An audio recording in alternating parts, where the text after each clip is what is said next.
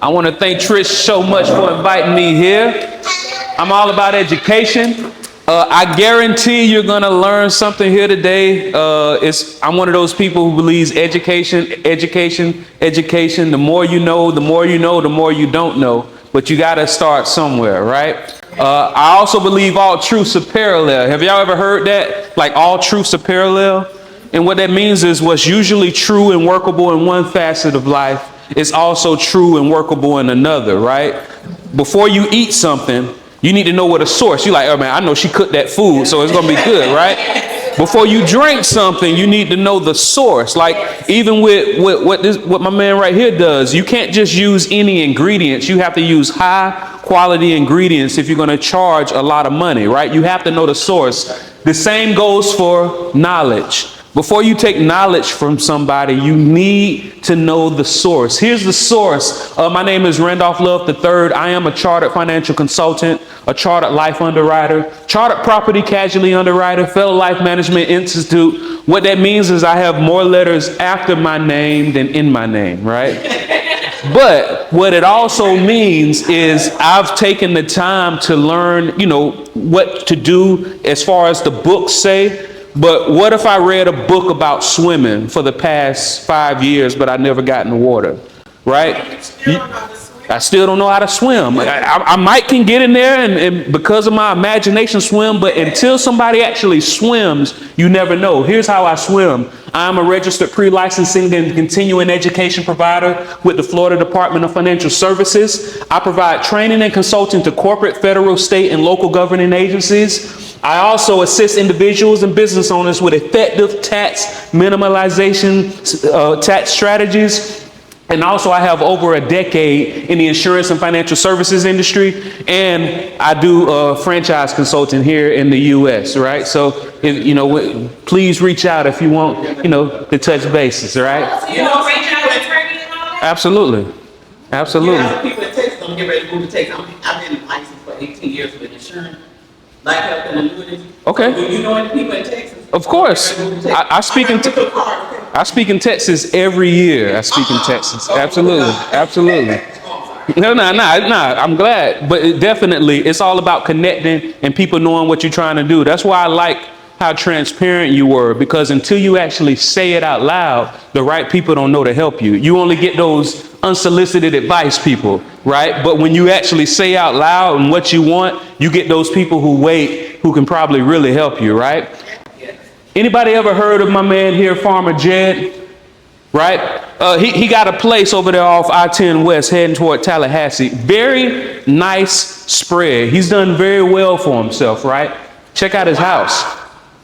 It looks real good. And you got way too much time and money once you start making mazes out of your vegetation. Got his pool house and everything. And the only person that's available to inherit Farmer Jed's mass estate and all that he's done is his daughter, Ellie Mae. Right now you just got your daughter, right?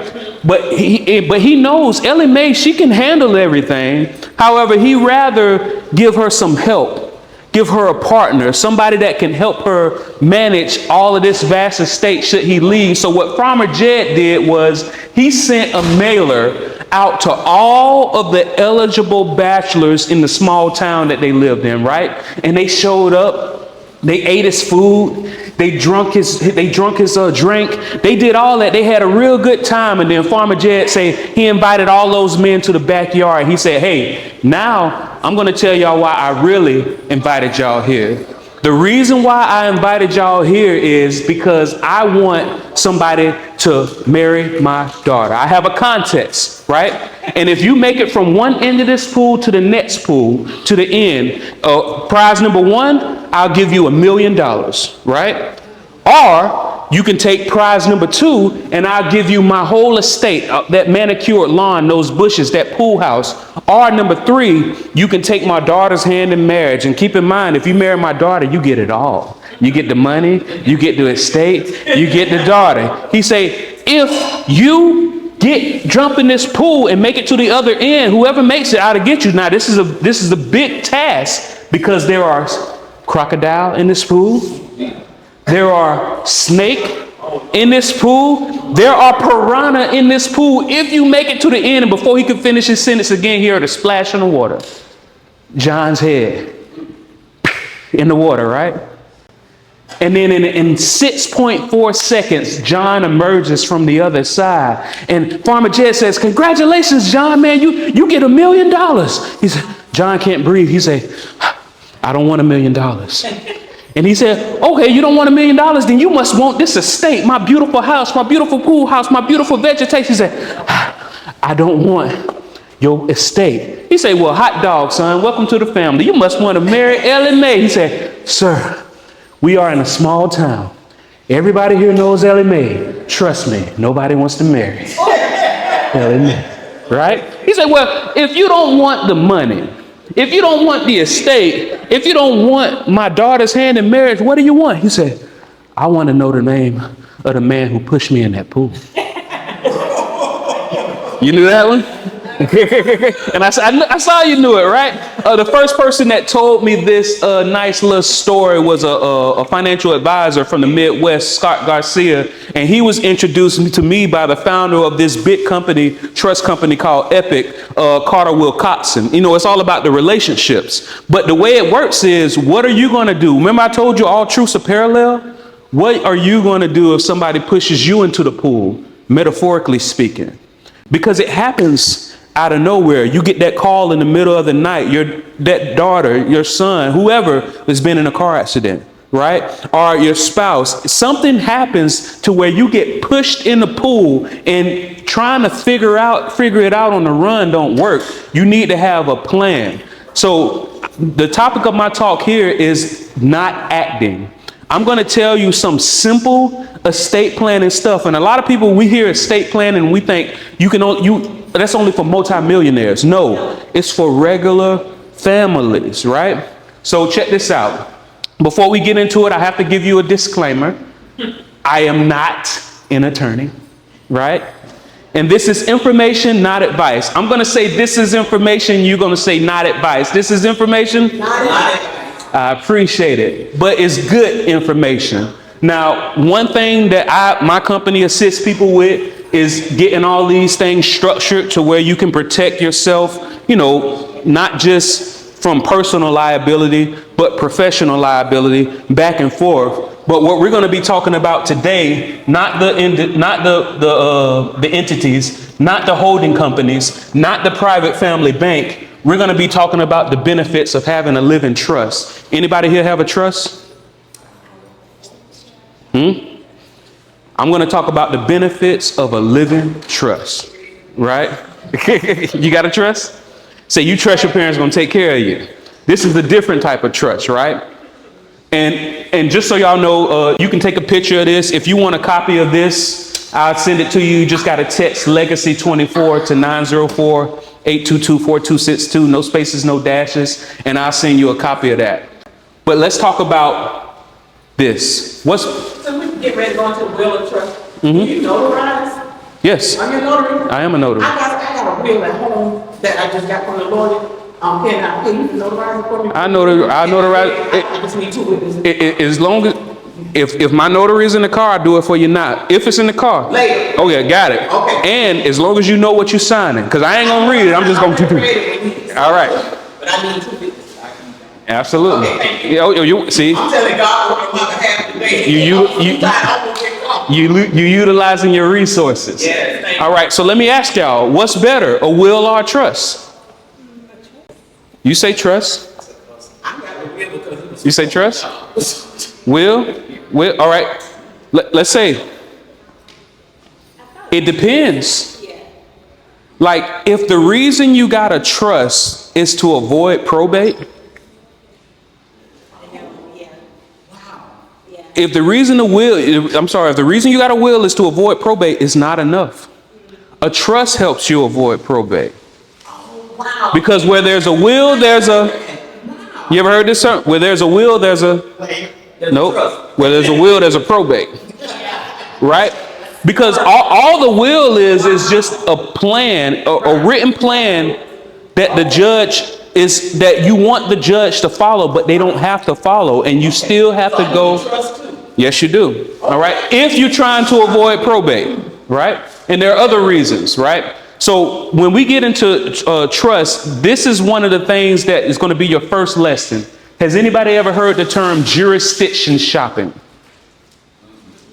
So what jurisdiction shopping means that it don't matter what state you live in, what jurisdiction you live in, you're able to shop in whatever jurisdiction fits you the best. What that means as it relates to trust is just because you live in Florida doesn't mean your trust has to be in Florida, right? Because remember, I said all truths are parallel. Did y'all know that 64% of all Fortune 500 companies are domiciled in the state of Delaware? What that mean? What that mean is Coca-Cola. Coca-Cola's home office is in Atlanta, but their business is domiciled in Delaware. Boeing's home office is in Seattle, but their business is domiciled in Delaware. Why do y'all think they do that? Protection. Tax protection, liability protection. They're able to use the jurisdiction of Delaware, even though their home office is in another state. The same, and they're just the entity on paper.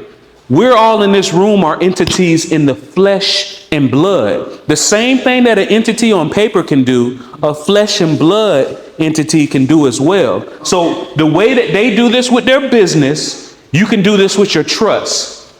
Did anybody know that for the past 5 years for the United States, the highest rated state to cite as your trust is in Nevada? Do y'all know why?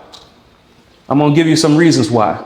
Complete asset protection. Nevada affords the most protection of any state in the United States. There are no exceptions to creditors, not even in the case of claims for spousal or child support.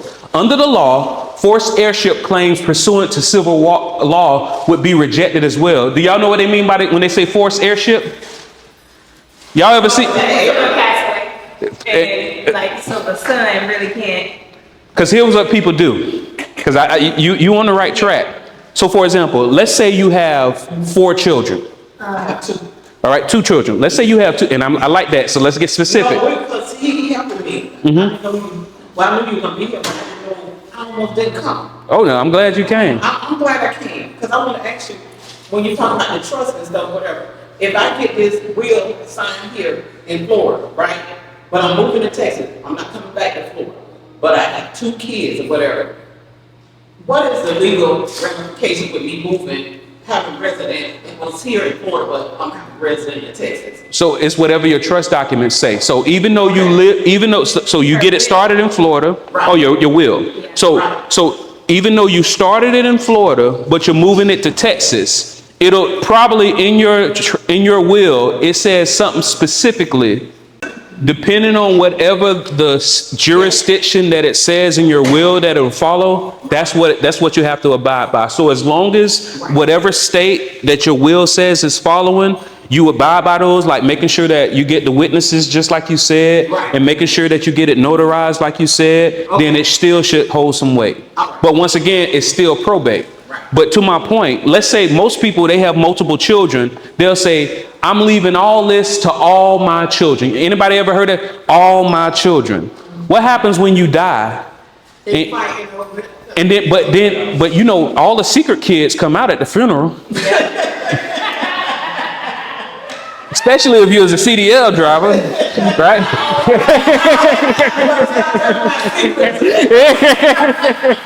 but all the secret kids. So what happens is, what they're saying is, once again, we know nobody is not going to just be, I'm going to say nobody, but y'all wouldn't just disinherit your children and all that. But you want what to happen to happen. If a kid that you never knew about just came out of nowhere trying to bust up your trust, what this saying is in Nevada, there's no forced heirship. The commitment to the state is a strict reading of the statute and has been upheld by decision of the Nevada Supreme Court. What they're saying is, not only do we stand by this, we took it to court and we won, right? Nevada also has an abbreviated statute of limitations of only 2 years from transferring to the trust before the transferred assets are protected. So a lot of states, they have it to where once it transfers into the trust, they could still try to sue and get access. What they're saying is, hey, once it gets transferred and after a couple years go by, listen, you good. You don't have to worry about anything.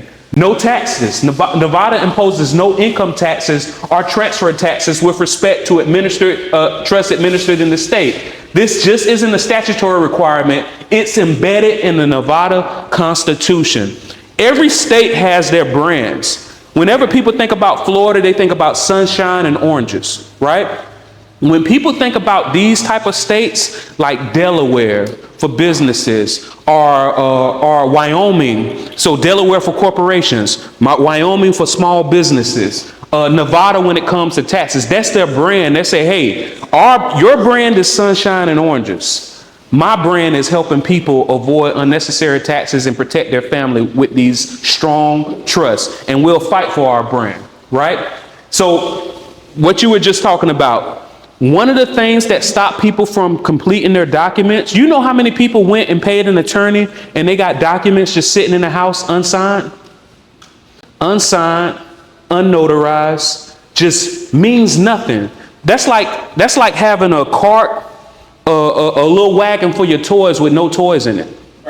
Imagine just having an empty wagon and all of the toys on the floor. That's the equivalent of having these forms, these wills, these trusts with none of your stuff in it. Unfunded, right? What Nevada lets you do, instead of you having to get all those notaries and get those two witnesses, they let you sign electronically.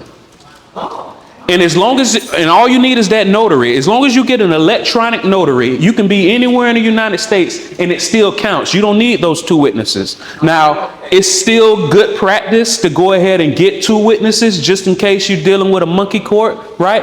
But other than that, you want to deal with a place that lets you do all of these things. Oh, boom. And regardless of where you live, what you were just telling me about, you're saying, what happens if I go from one state, move to another? Regardless of where you live, you can get all of the benefits of a Nevada Citus trust, as long as whoever's administering your trust after death is based in Nevada. So the reason why I'm telling y'all this, the main thing was that jurisdiction shopping exists. I'm not telling y'all that y'all shouldn't Citus your trust in Florida. I'm not telling you that you should Citus in Nevada. I'm not saying that. I just want you to know that you have the option. Most people don't know they have the option. Yes? Because I was looking for... And that's all y'all questions. I think this is so divine, because I was about to talk to an attorney because we have a rental property in Georgia that we want to put in a trust to protect us, you know. So can you help with that? Absolutely. So you got to decide exactly what you're using it for. Yeah. And if you need to put something to separate the trust, because what some people do is they put everything in the trust immediately, but sometimes you need to have a buffer. Yeah. Because you don't want no unnecessary questions about your trust until it has to happen. So what happens if you put the property directly in the trust and somebody hurts themselves? Well, I was thinking it was going to be an LLC. Yes. And then the LLC is in the trust. Exactly. But what you do is you privately convey ownership. Instead of you publicly letting people know that your trust owns your business, you privately convey ownership in your documents. So if and when you ever get sued, that's when you present those documents to the court. You don't want just any old body looking at your documents. So yes, I am able to connect you and do all that type of assistance with that stuff. All right. Has anybody ever heard the term corporate trustee? No? So check this out. Whenever somebody gets named as an executor of an estate or the trustee, at first it's like an honor. I was the responsible friend. I was the respectable friend. I was the friend that they could trust. But about 2 or 3 years in, that's when it gets crazy, right? Now all of a sudden your family don't talk to you. Your friends don't talk to you. Like whoever, like the people that's connected to it. And all you're trying to do is follow the rules of this trust. Or let's say you don't have to deal with all of those issues. Everybody is expecting you to do what you're supposed to do. But now you got to figure out all these different mechanisms. How do I sell this? And how do I do that? If you want to not put that pressure on anybody, you can get a corporate trustee. And what a corporate trustee is a company, and that's all they do. All they do is liquidate estates. You don't have to put that pressure on your family member. You don't got to put that pressure on nobody. And typically, all they want is about 2 to 3% of whatever the cash liquidation is. So now, sometimes I just want you to know. Once again, I'm not telling you whether you should make your family your executor, a friend or executor. I just want you to know that you have the option of hiring a company that this is all they do. All they do. Corporate trustee. Now, Crawford Trust Company, they are a company that does this. They're not the only company that's a corporate trustee, but they are domiciled in Nevada. So let's say if you did start a trust and you wanted all of the benefits of Nevada Citus Trust, then you would need a company that's domiciled in Nevada. But that's just one of many trust companies that's able to assist you. All right. And you can also Google 8 reasons why Nevada is leading trust Citus. Right. So did everybody get that? If you Citus your trust in Florida, you have to do everything via paperwork. If you Citus your trust in Nevada, you can do it electronically. Okay. But those are, so Nevada is the only state electronically, or the other states? Oh no, it's other states that offer that. Like for example, Alaska.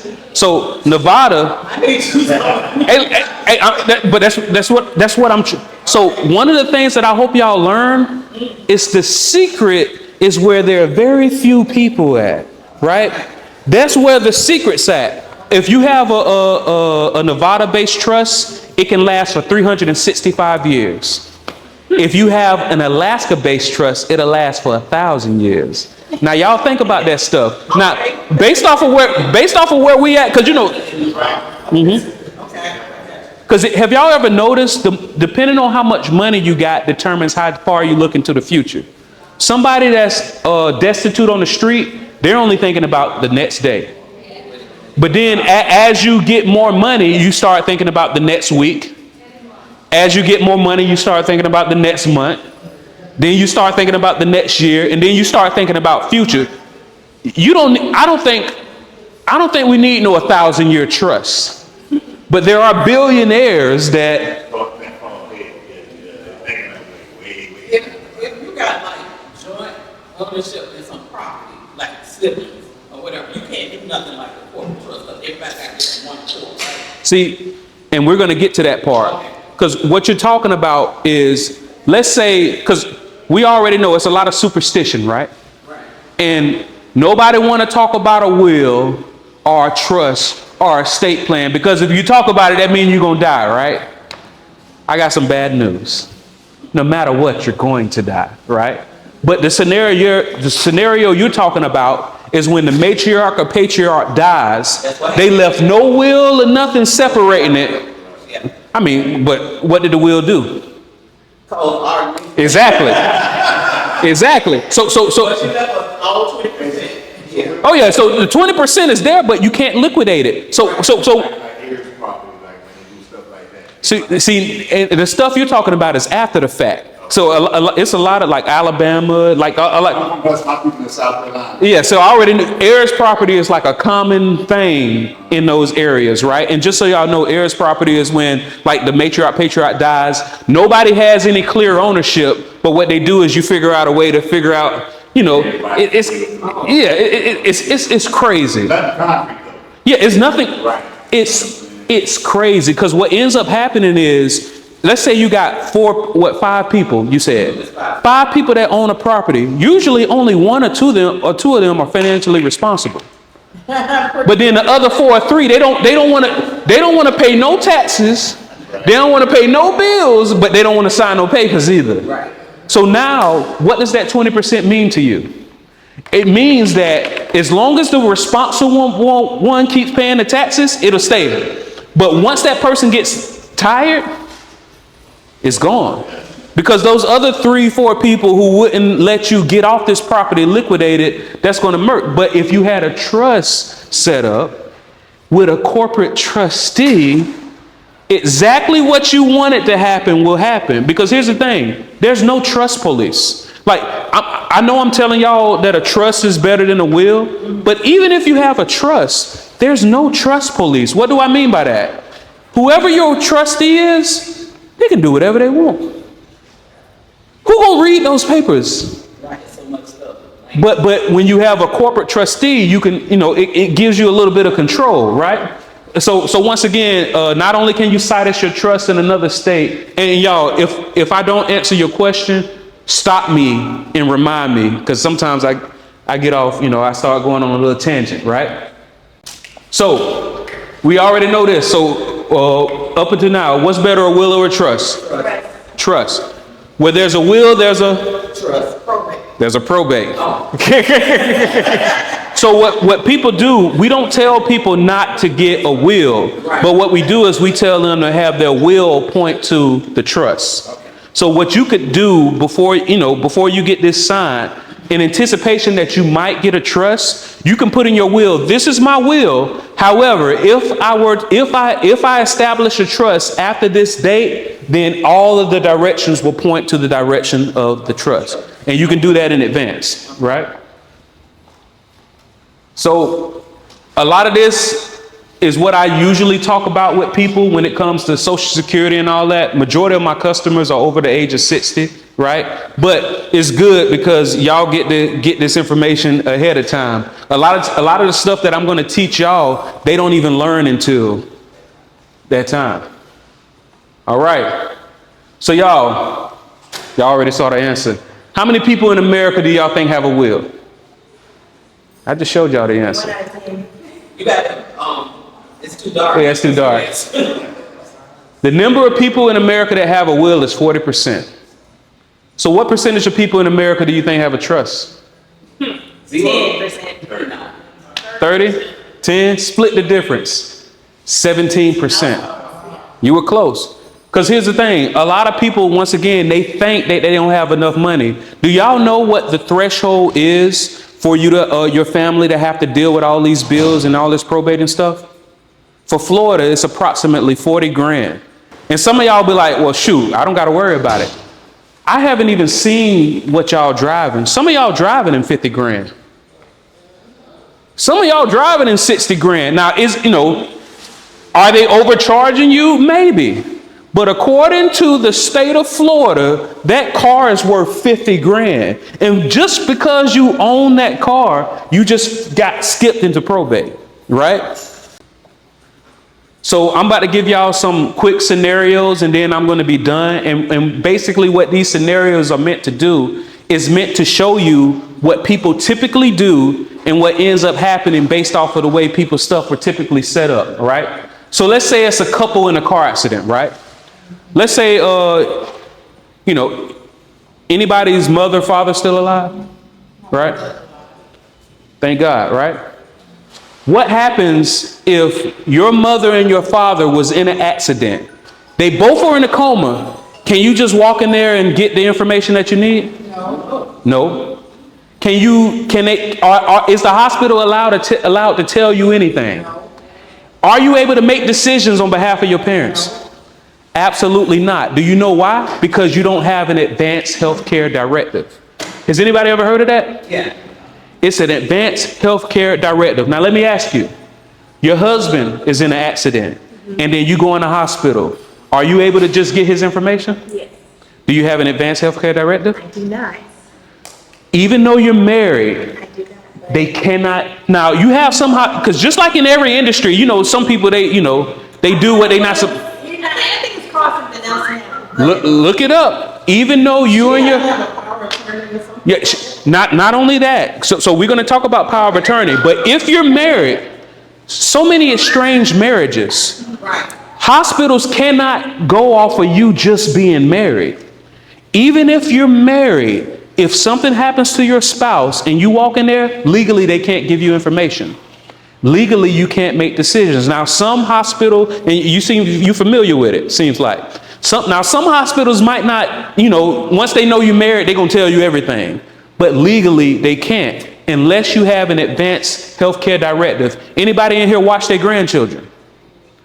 Anybody in here send their kids to be watched by their grandparents? If you watch your grandchildren, your son, your daughter needs to give you an advanced healthcare directive for your grandchild. What happens if your grandchild breaks their leg or hurts their arm and you can't get in touch with the parent? You're forced to have to drop this child off to a hospital with no authority. They can't tell you nothing. So this first scenario is if anybody in here has parents, or if you're a parent and you have children, adult children, and you want to be able to call shots. You told me you have adult children. You have a daughter. If you get a call in the middle of the night, your daughter, she's over 18. If you get a call in the middle of the night and your daughter was in an accident, do you want to be able to show up and call shots? You don't want to be. So if you want to be that parent that shows up and calls shots, that child that shows up and calls shots for your parents, or vice versa, you need to get an advanced healthcare directive. And if you Google Florida Advanced Healthcare Directive, you'll pull it up, and all you got to do is just get it signed and notarized. That's something that we do for people as well. Okay. Is anybody at risk of that being a problem? I had to have my son was in an accident. We couldn't get. It was barely. We had trouble finding out what was up with him through the hospital. Get an advanced healthcare directive, and it's literally just a couple pages. He's an adult. He's an adult. But I guarantee you, if you as a father go to your children and say, "Hey, if something happened to y'all in the hospital, y'all can't make no decisions. I want to be able to call shots for you. Fill this, sign this." They'll do it. All right. So that's number one. Number two. Oh, well, how to get in touch with me. Hey, because it's all about branding. And listen, because I only got so much time with y'all, but I want when y'all leave me to then y'all go in and dig in a little deeper. And anybody back here, if y'all didn't get a book, you can get a book before you leave, okay? All right, so check this out. Has anybody ever heard all you have to do is name the person as the beneficiary on your accounts and you avoid probate? Anybody ever heard that? I didn't believe it. That's what they said. It's true though. Yeah. Oh, it's true. Yeah, but don't cut your nose to spite your face. Okay. So what they're saying is, if you go ahead and name so it's two things. One, you just name them as a beneficiary. The other one, you actually put the name on the account. So the first scenario is I'm going to do is you naming them as a beneficiary. If you name somebody as a beneficiary of your accounts, it avoids probate. Yes. However, what happens if, and once again, I'm doing car accidents, but y'all know, dog, it's a fatal car accident every 8 seconds.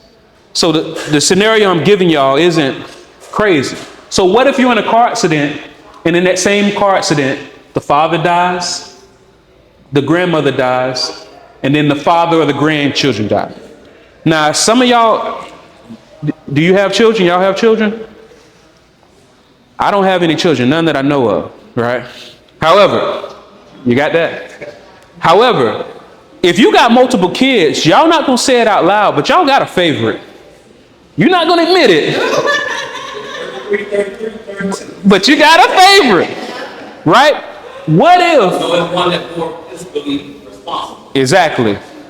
But favorite. But usually here's the best thing about it. Usually the more fiscally responsible one they don't get treated as well as the one that be acting crazy, right?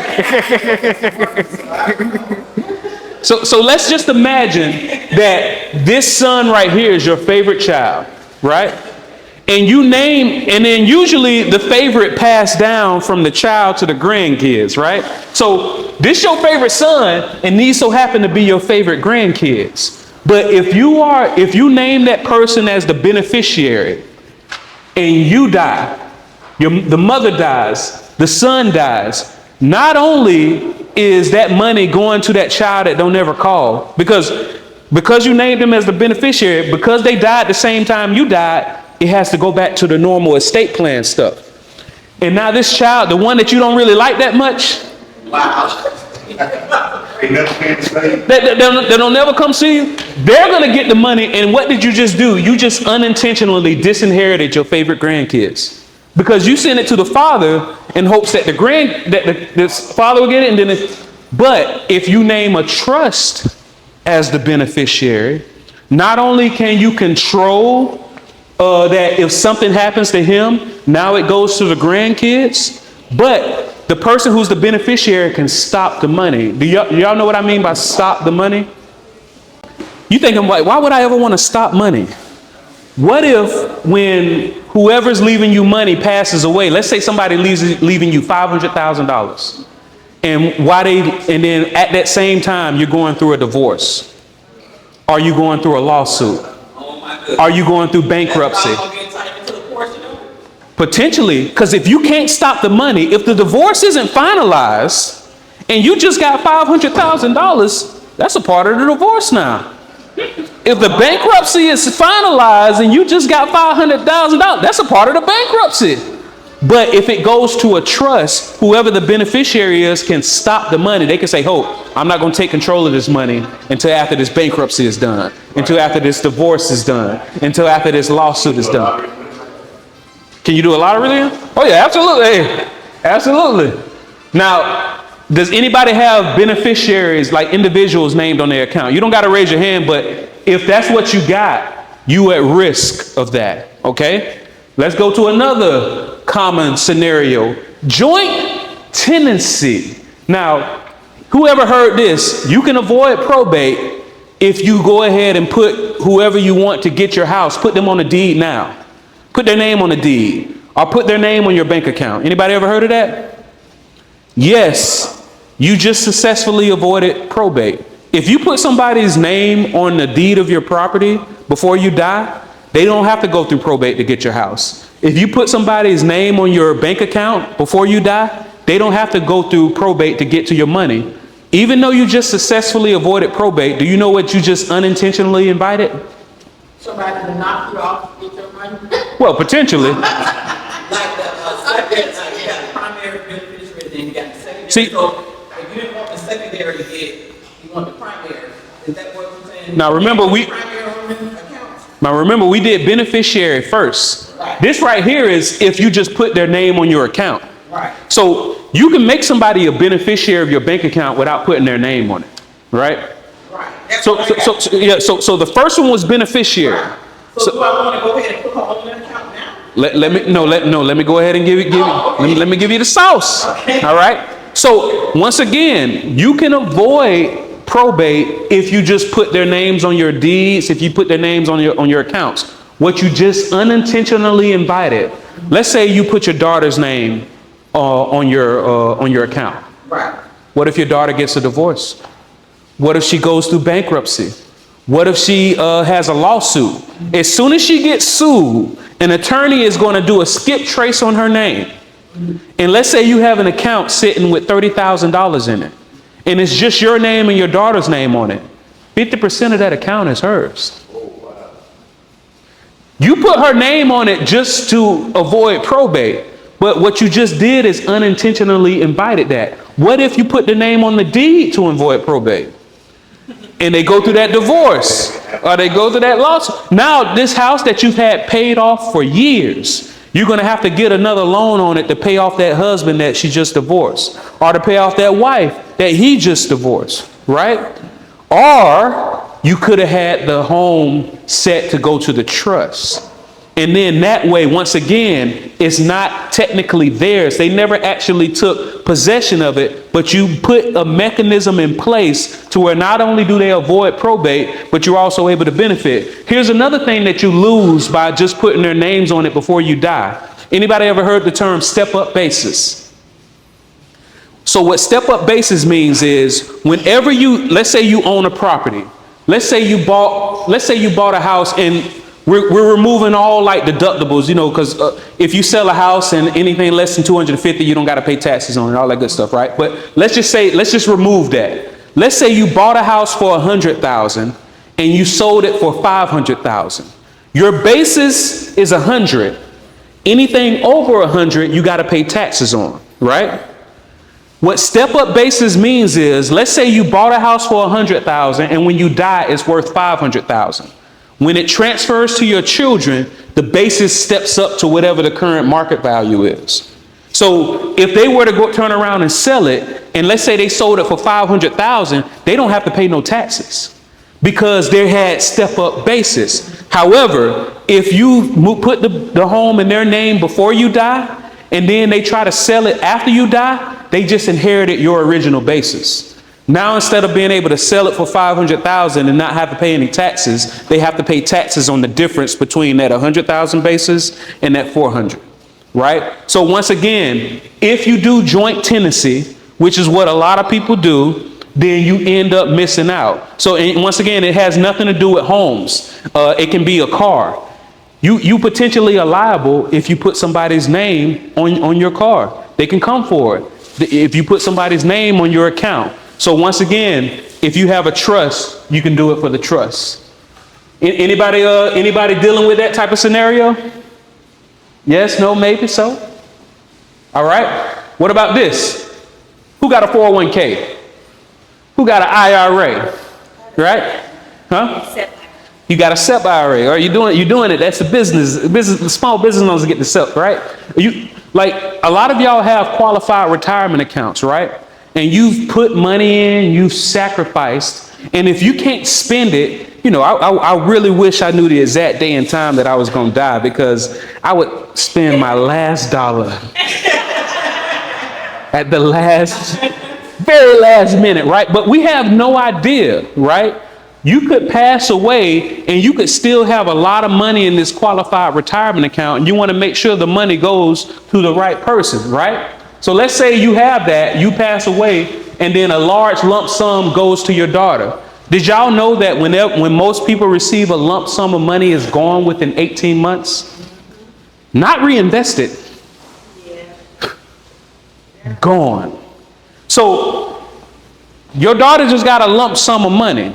Now you had $200,000 in there, but the IRS just took 32%. You can't stand them. They give you a heartburn, don't it? Yeah. Right? So now that 200 grand already just dropped down to 136 grand, right? Taxes due. Or you can do what they call a strategic rollout, right? You can get your money into what they call a tax beneficial situation, right? But you have to know what you're doing, and you have to do it with the right people.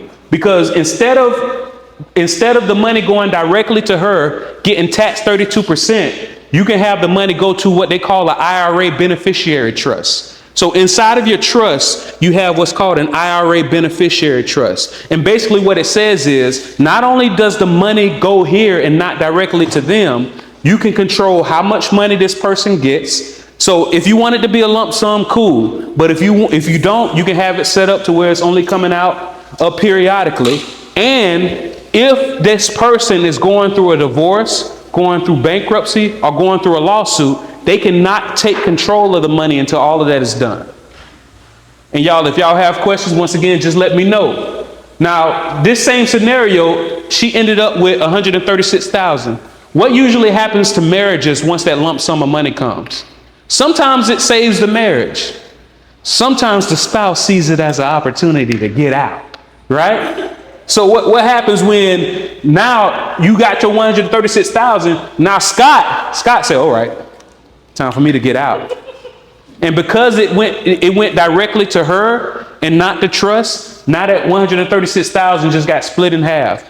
Your $200,000 ended up only being $68,000 to the person that you wanted, right? And once again, if it was set up to where the trust was the beneficiary, not only could you control that it's not a lump sum, but you can keep taxes from getting taken away from it, and you can keep that spouse from divorcing and taking over everything. And so an IRA beneficiary trust is what you do. It manages the distribution after you're gone. It protects your children against lawsuit. It protects your children against divorce. All right, we got a couple more, and then we're done. Anybody ever heard of conservatorship? Right? And, it's not a fun thing to deal with, right? Especially when you're trying to get everything set up and all that. And then depending on the type of conservatorship, you got to pay an attorney every time you want to make a decision, right? What you can do to avoid conservatorship is ahead of time get the advanced healthcare directive put into place and put the durable power of attorney in place. Anybody currently have durable power of attorneys on their spouse? Not yet, but you need to. Because once again, just because you're married doesn't give you the right. Let's say that your husband is involved in an accident, right?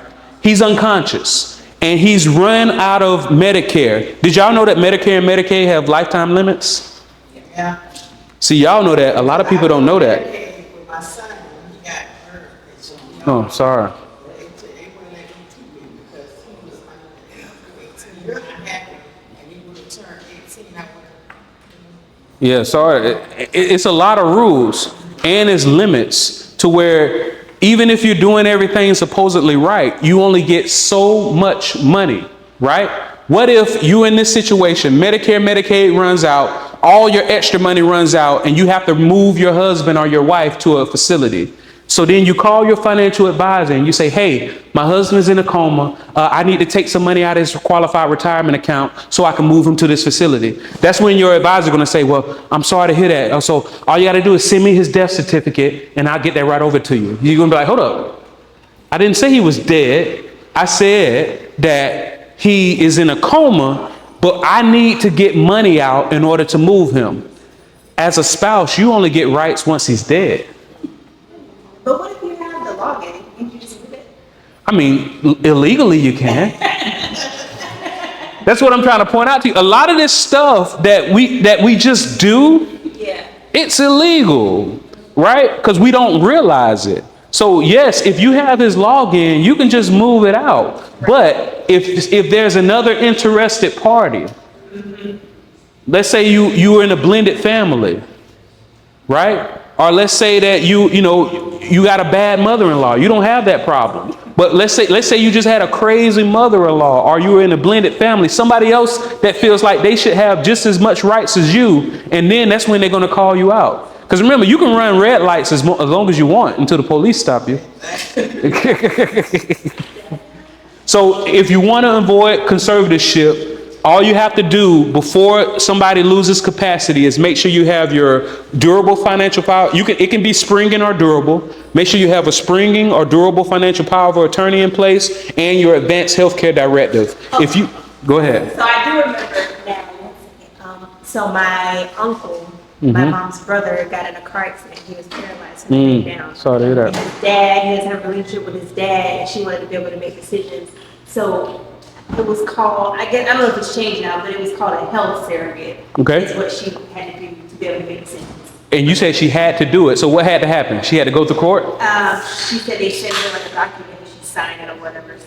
So it's a whole process. And depending on who's on the other side, it might not be a simple process. Right, yeah, so they can probably make it difficult. Everything that I'm saying is to avoid the difficult. Yeah. Proactive instead of reactive. So once again, advanced healthcare directive and a durable or springing financial power of attorney. Anybody in here got like special needs children or family members or friends? Say it again? Special needs. Yeah. A lot of special needs people are in programs, right?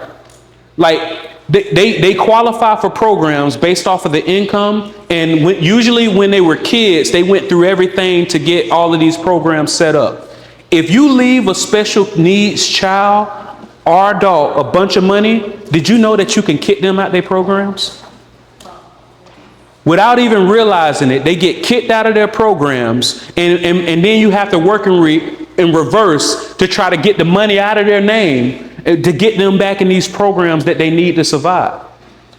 But if you have a trust set up and you have a special needs condition in your trust, the trust can get the money, and then it keeps that special needs child or adult in their programs, and they can still access money whenever they need it. I'm a little confused, so I just have a quick question. Why would so is the facility trying to come after the money that was allotted to the person that was in the program or something? A lot of these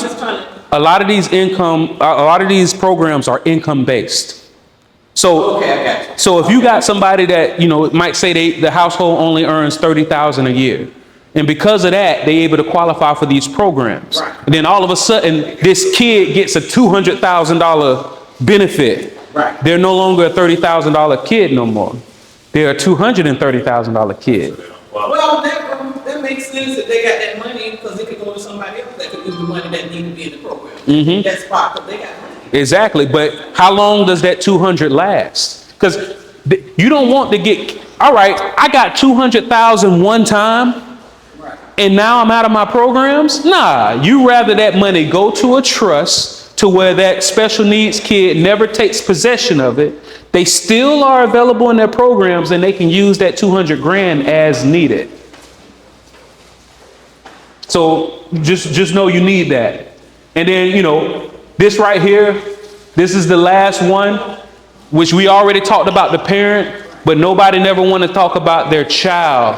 And once again, like I said, if you have a child, that's an adult. If you don't currently have an advanced healthcare directive on your child, you need to do it immediately. All right? Especially if you want to be able to call shots. So y'all, I'm going to leave you with this. Nearly half of all respondents believe that estate planning is only for the ultra rich and most people don't need it. We need it. Even if you don't have a whole bunch of money, you need to have something documented on who can help make your health decisions. Even if you're married, you still need to get that financial power of attorney with your spouse just in case you can't make decisions for yourself. Somebody calls shots for you. All right? And a lot of y'all think y'all don't have enough money, but I just showed y'all, if you have at least $40,000 according to them, a lot of y'all car is about 40 grand, right off rip.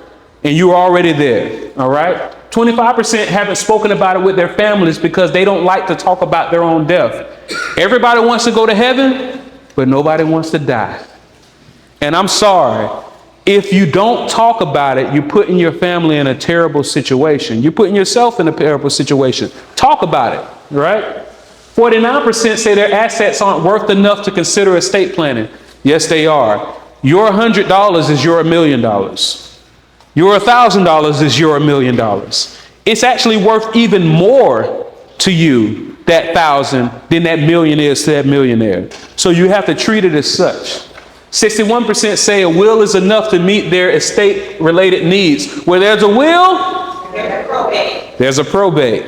If all you have is a will, your family's still going to go through probate. 35% have experienced or know someone who has experienced family conflict as a result of not having an estate plan or comprehensive will.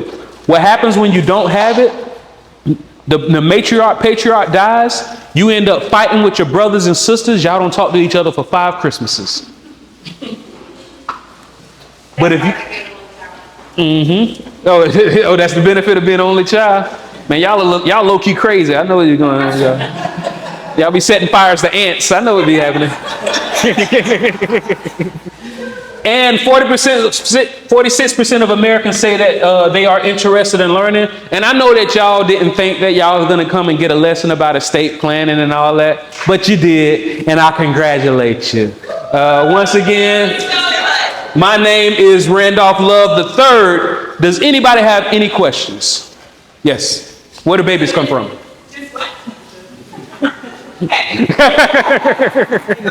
From stores.